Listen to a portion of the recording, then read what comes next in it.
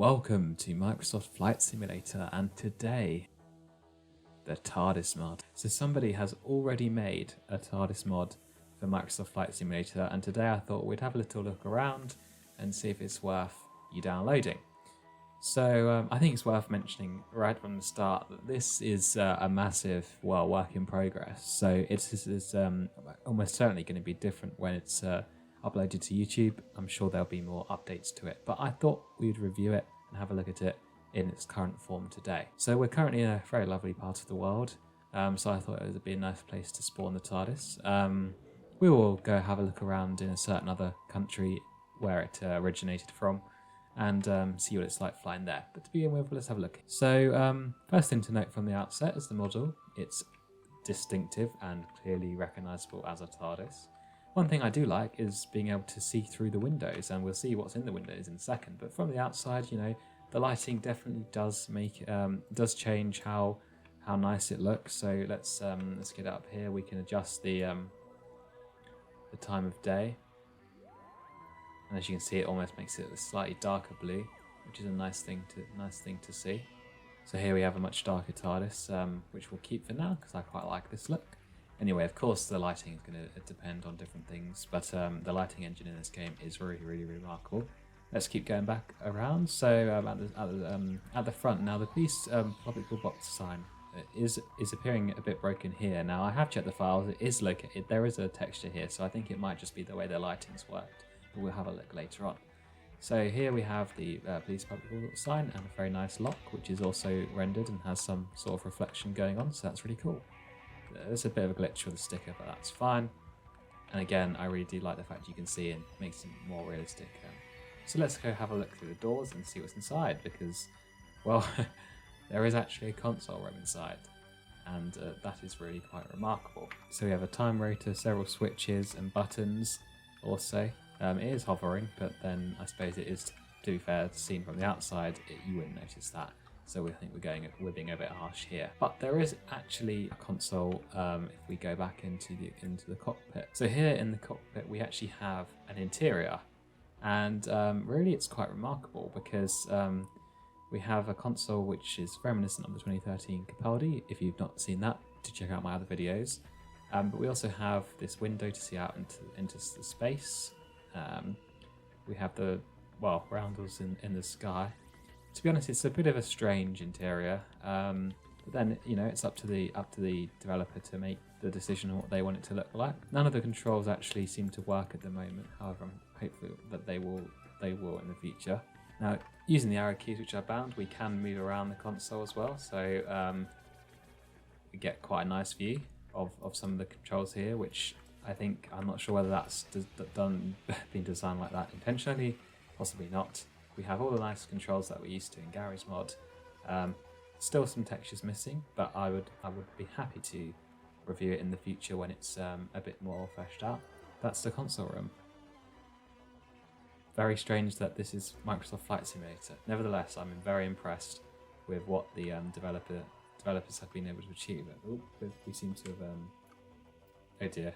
So how do we fly this thing? Well, I have to admit, it's not the most intuitive of flights. Clearly, it's a TARDIS, not a plane.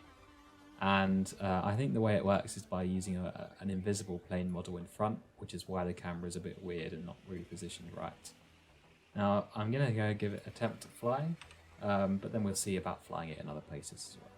So let's take the brakes off, if it had any brakes. Well, so we're finally on the move. Just took a bit of time, and this looks really quite strange. Oh, we're going through the floor. This is not how it appears in the show. Okay, whoa. Okay, clipping to the ground. I do think we're going to crash. Oh, no. We made it. We're actually flying this thing. So if we go into the console, you'll actually find it's a little bit easier flying it here because you can... Okay, I spoke too soon. So here we have the TARDIS in flight, just sort of, just doing its thing. It's quite clearly using an invisible plane in front because it flies exactly like the plane does. So I guess we can stall the TARDIS and screech. It doesn't quite rotate. We've lost it. But, you know, I suppose it does... Okay, we're about to crash. Ow. Okay, so we're now in London, speeding down the runway as normal. Exactly as the Doctor would do. Speeding up now, and through the concrete. I suppose you can argue that's dematerializing. So one, I suppose, good thing about this is it's a nice way of seeing the world. We can go back to the console and see.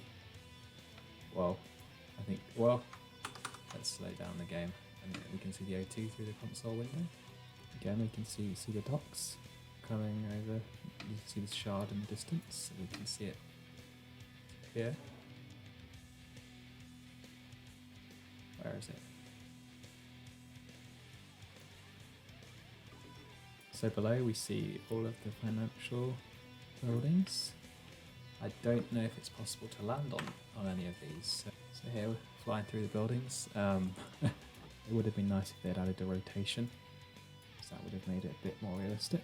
So the TARDIS really belongs in space, and that's exactly where we're going to make it go. So we're kind of in the sky at the moment, but let's see how high we can go.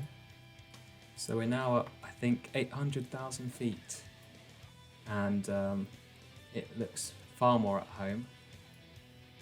It really does look like we're in space. Well, not quite yet.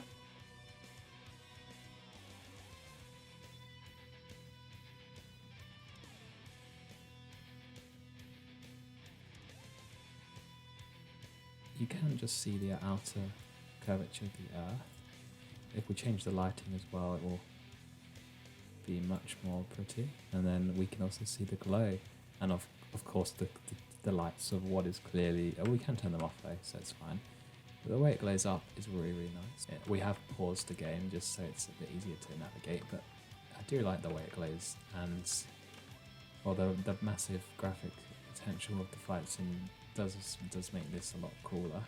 Down below at London, and then of course that space, the stars, where it really belongs. We could go below like that, which is a very cool effect. Not something you'd expect to find in flight sim, but there we are. It's there. Inside the cockpit then, the cockpit clearly affected by the lighting because it's now pitch black in here. We can change that so it's more bright. A little too bright, probably because there's no cloud cover. Okay, so let's see if we can land this I was going to say plane, but it's well, it flies like one. It's going to be a bit difficult to land though, however, because, well, I can't see its wheels. So we are going to land in Cardiff, which of course is one of the most prominent filming locations for Doctor Who. So it's such a shame there's no rotation yet, but it will be cool if it was to have a rotation animation. Okay, we're coming a bit high. We're going by the runway lights. That'd be very impressive if I managed to pull this off. It's so difficult because the camera's not in a very good location, so it looks like it's bouncing up and down, but I'm not actually sure it is. I think it's the camera. Okay, perfect. 2 lights on. Okay, slowing down the throttle. Oh, let me do this. Put the brakes on, just in case we do manage to do. Oh, we're going way too low. Way too low. Okay, pull the throttle back there. A little bit harsh. Okay. Have we done it? I think we've done it. We're slowing down. I think that was a successful landing. We did it. We landed the TARDIS. So that brings me to the end of this review showcase of the TARDIS mod that is available for Microsoft Flight Simulator. It is a lot of fun, to be fair. Yes, it's definitely got some issues to work out, but I'm sure the developers will be able to, update and change things, because really it's just a player model at the moment. But there is some good functionality, especially with the interior console room. So overall, it's a good mod. It's a lot of fun to play with. I suggest it's probably better for making nice screenshots. Plenty more videos coming up soon, so subscribe to make sure you don't miss out on some really awesome TARDIS videos coming up. Thanks for watching.